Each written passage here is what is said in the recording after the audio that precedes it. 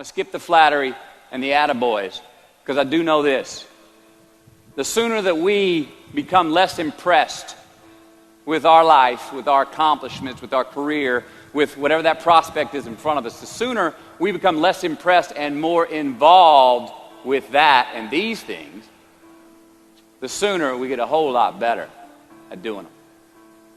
So, I'm going to talk to you about some things I've learned in my journey.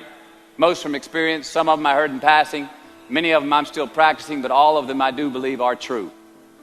Now, they may be truths to me, but don't think that that makes them mine, because you cannot own a truth. So please think of these as signposts, approaches, paradigms that give some science to satisfaction. They're yours to steal, they're yours to share, liken to your own lives, to personally apply in your own lives, in your own way, should you choose to. So, here we go. Number one, life's not easy. Life is not easy. It is not. Don't try to make it that way. Life's not fair. It never was. It isn't now, and it won't ever be. Do not fall into the trap, the entitlement trap, of feeling like you're a victim. You are not. Get over it and get on with it. And yes, most things are more rewarding when you break a sweat to get them. Number two, I love this one. Unbelievable is the stupidest word in the dictionary. Should never come out of our mouths. Think about it. To say, oh wow, what an unbelievable play. It was an unbelievable book, an unbelievable film, an unbelievable act of courage. Really? It may be spectacular, it may be phenomenal, most excellent or outstanding. But unbelievable? Give others and yourself more credit. It just happened. You witnessed it. You just did it. Believe it. What about the other side of unbelievable? You know, that side when we humans underperform or act out of our best character. For instance, man flies a suicide jet into the World Trade Center. Millions die from diseases every day that we have cures for. Bob the Builder swears that he's going to have your house built by Thanksgiving, and you can't move in until Christmas the next year. Our best friends lie to us, and we lie to ourselves all the time. Unbelievable? I don't think so. Again, it just happens, and it happens every day. Nothing that we Homo sapien earthlings do is unbelievable. And if there's one thing you can depend on people being, it's people. So we shouldn't be surprised.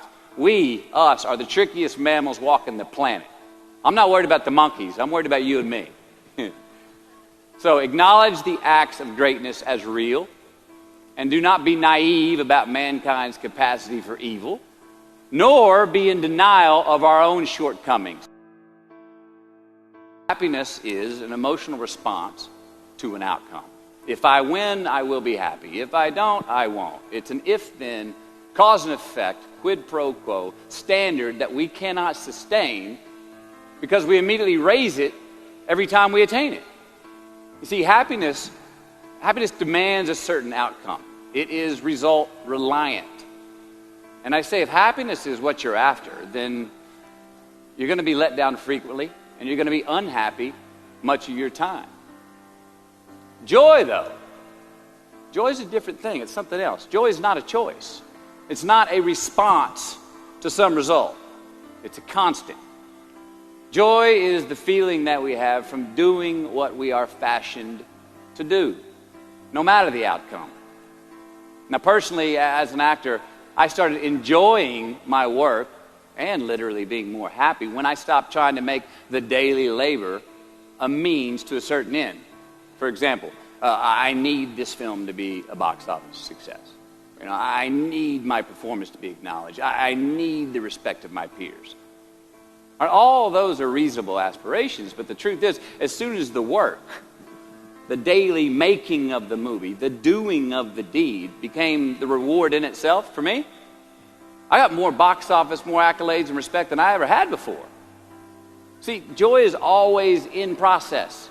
It's under construction. It is in constant approach, alive and well in the doing of what we're fashioned to do and enjoying it.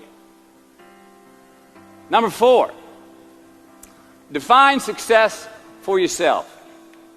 Define success for yourself. Now check this out. I'm in south of New Orleans a few years ago, and I went to a voodoo shop. And they had this wooden partition against the wall with these columns. And in these columns were all these vials of these magic potions, right? And the headings above each potion defining what they would give you were things like fertility, health, family, legal help, energy, forgiveness, money. Guess which column was empty? Money. Let's admit it. Money is king today. It's what makes the world go round. It is success. The more we have, the more successful we are, right? Now, I would argue that our cultural values have even been financialized. Humility is not in vogue anymore. It's too passive. It's a get-rich-quick on the internet, richest 15 minutes of fame world that we live in, and we see it every day. But we all want to succeed, right? So the question that we've got to ask ourselves is what success is to us, what success is to you. Is it more money? That's fine. I got nothing against money. I don't. Maybe it's a healthy family. Maybe it's a happy marriage. Maybe it's to help others, to be famous, to be spiritually sound, to leave the world a little bit better place than you found it. Continue to ask yourself that question. Now, your answer may change over time, and that's fine. But do yourself this favor. Whatever your answer is, don't choose anything that will jeopardize your soul. Prioritize who you are, who you want to be, and don't spend time with anything that antagonizes your character. Don't drink the Kool-Aid, man. It tastes sweet, but you will get cavities tomorrow. All right? Life is not a popularity contest. Be brave, take the hill, but first answer that question, what's my hill? So, how do I define success? For me, myself. Well, for me, it's a measurement of 5 things. We got fatherhood. We got being a good husband. We got my health, mind, body, and spirit. We got career, and we got friendships. These are what's important to me in my life right now. So I try to measure these 5 things each day. I check in with them. I like to see whether or not I'm in the debit section or the credit section with each one. Am I in the red or am I in the black? You follow? For instance, sometimes say my career's rolling. All right, it's way up here in the black, but I see how my relationship with my wife maybe could use a little bit more of my attention. I got to pick up the slack on being a better husband. Get that one out of the red. Or say my spiritual health could use some maintenance. It's down here, but hey, man, my friendships and my social life, they're in high gear, right? I got to recalibrate. Checks and balances. I got to go to church. Remember to say thank you more often. Something. But I got to take the tally because I want to keep all 5 in healthy shape. And I know that if I don't take care of them, if I don't keep up maintenance on them, one of them is going to get weak, man. It's going to dip too deep into the debit section. It's going to go bankrupt. It's going to get sick, die even. So first, we have to define success for ourselves. And then we have to put in the work to maintain it. Take that daily tally. Tend our garden. Keep the things that are important to us in good shape. I mean, let's admit it. We've all got 2 wolves in us. A good one and a bad one. And they both want to eat. The best I can tell, we just got to feed that good one a little more than the other one. Here we go. Number 5. Process of elimination is the first step to our identity. AKA, where you are not is as important as where you are. All right, 1992, I got my first job as an actor. 3 lines, 3 days work in a film called Dazed and Confused. All right. All right, all right, all right. There we go. So this director of that film, Richard Linklater, he kept inviting me back to set each night, putting me in more scenes, which led to more lines, all of which I happily said yes to. I mean, I'm having a blast. People are telling me I'm good at what I'm doing, and they're writing me a check for $325 a day. I mean, hell yeah, give me more scenes. I love what I'm doing. Well, by the end of the shoot, by the end of the film, those 3 lines had turned into over 3 weeks' work, And it was mine. It was Wooderson's 1970 Chevelle that we went to go get Aerosmith tickets in, man. Yeah, it was badass. I know who I am. I know who I am. That's not the first step. The first step's usually, I know who I am not. Process of elimination. Defining ourselves by what we are not is the first step that leads us to really knowing who we are.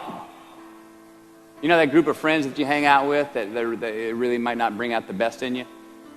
You know, they gossip too much, or they're kind of shady. They really aren't going to be there for you in a pinch. Or how about that bar that we keep going to that we always seem to have the worst hangover from? Or that computer screen, right? That computer screen that keeps giving us an excuse not to get out of the house and engage with the world and get some real human interaction. Or how about that food that we keep eating? The stuff that tastes so good going down, it makes us feel like crap the next week, when we feel lethargic and we keep putting on weight. Well, those people, those places, those things, stop giving them your time and energy. Just don't go there. I mean, put them down. And when you do this, when you do put them down, when you quit going there, and you quit giving them your time, you inadvertently find yourself spending more time and in more places that are healthy for you, that bring you more joy. Why? Because you just eliminated the who's, the where's, the what's, and the when's that were keeping you from your identity.